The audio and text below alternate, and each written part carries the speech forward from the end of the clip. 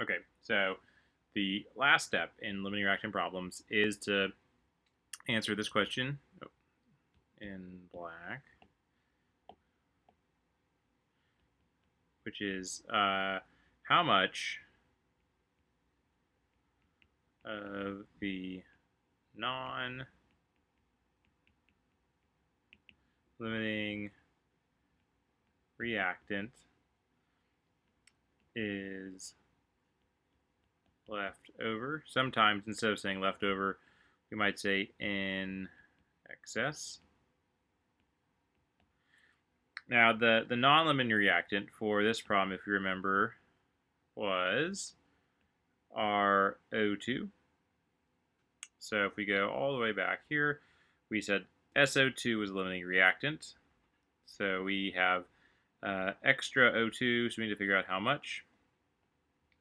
Okay, so, and this is going to be how much.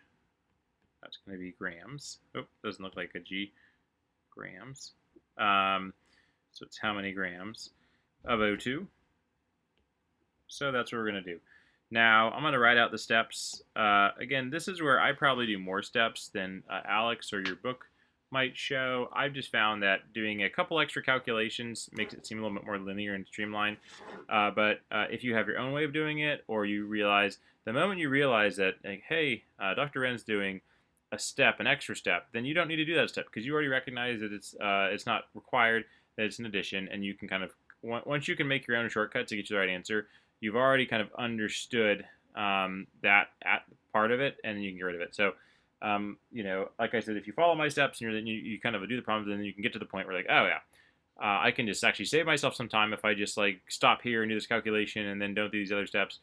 That's perfectly fine. But the way I've done it is very straightforward, gets you the right answer every time. So if you follow the steps, you can always get the right answer.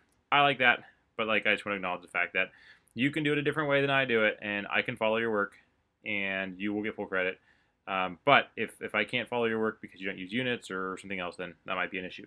Okay, so we started with 0.500 grams of O2. Okay, so we're going to do a process where I'm going to write the steps out first, and then we're going to do them. So we have step 1 is to find moles of the limiting reactant. So we have grams of limiting reactant. We want to find moles. The second is we want to find how many moles of the non-limiting reactant were used when reacting with the limiting reactant. So find moles used of the non-limiting reactant. We then want to find out, well, that's how many, we find out how many moles of O2 we used. We should figure out how many we started with. So find moles that you have initially of the non-limiting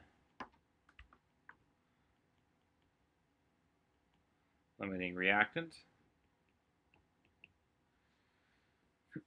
And then what we're going to do is we are going to find moles of excess of the non-limiting reactant simply by subtracting 3 from 2. So if I take how many I have, subtract how many I used, I should find out how much you're in excess. And then the last step is to convert moles of excess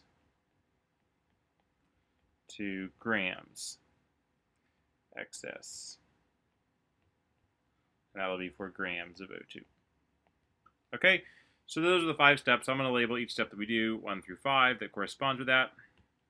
So step 1, find moles of the reactant. So I start off with this is our non limiting reactant. So the limiting reactant was actually up here. It was the 0.250 grams of SO2. So we need to figure out how much was used of the O2 by knowing how much reacted to react completely all the SO2, the limiting reactant. So 1 is moles SO2 used. So we start off with 0.250 grams SO2 multiplied by, I want to get rid of grams SO2, I want to get moles SO2. I have 64.01 grams of SO2 and I already have mole written down. 1 mole SO2. Sometimes I use parentheses to kind of make it look a little neater. I'm not sure if that helped. Anyway, that's it. So that tells us some moles, so we're done. So then grams cancel moles of SO2. We get to be 0.00391 moles SO2 used. So this is how much of the SO2 we had, and it's also the moles that we used because it was a limiting reactant, and by definition, limiting reactant uses all the moles we have. Okay, so then to figure out the moles of O2 used, we just simply need to look at the mole ratio of SO2 to O2. So we're going to start off with how much of the moles of SO2, 0.00391 moles of SO2, and then we're going to look at the mole ratio of how many moles of SO2 to how many moles of O2.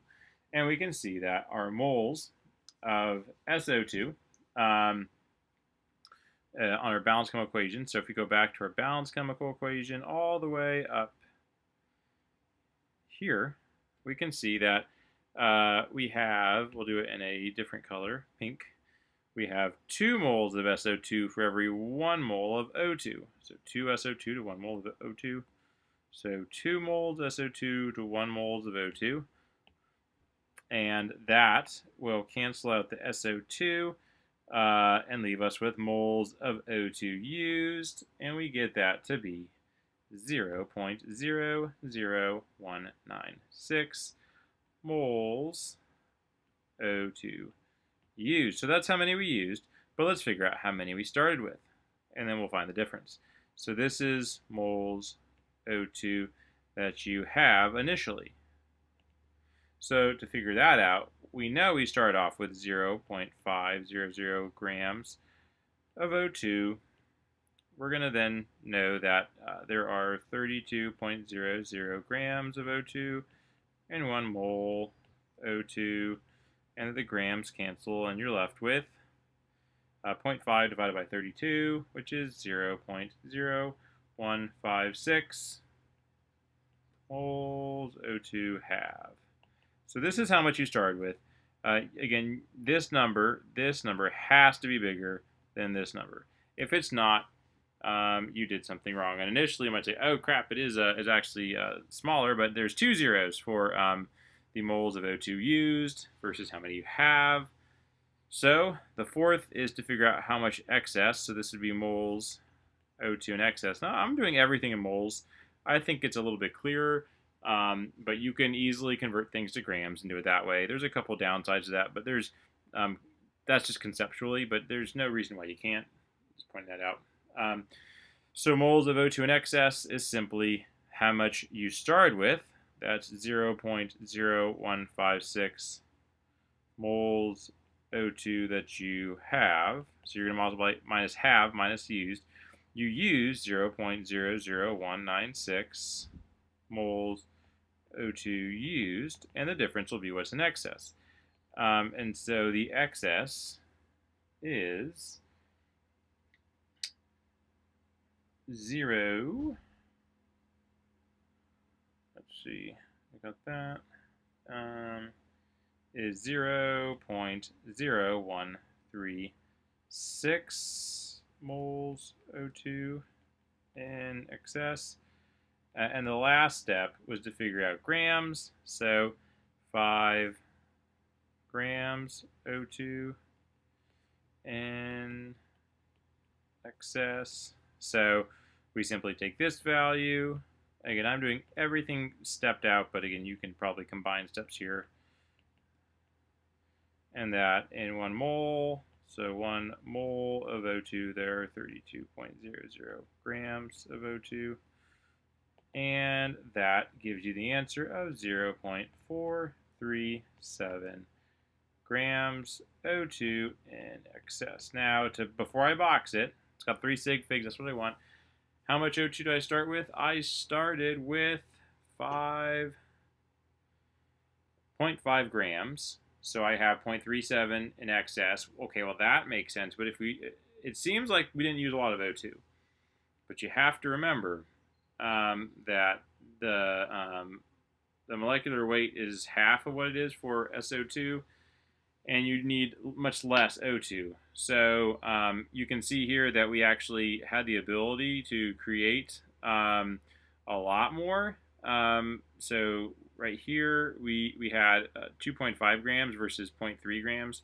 So this is a substantial amount of excess, and so that just shows you how much more O2 you have than what you need for the amount of SO2 available. So this is a reasonable number, so I'm going to box it.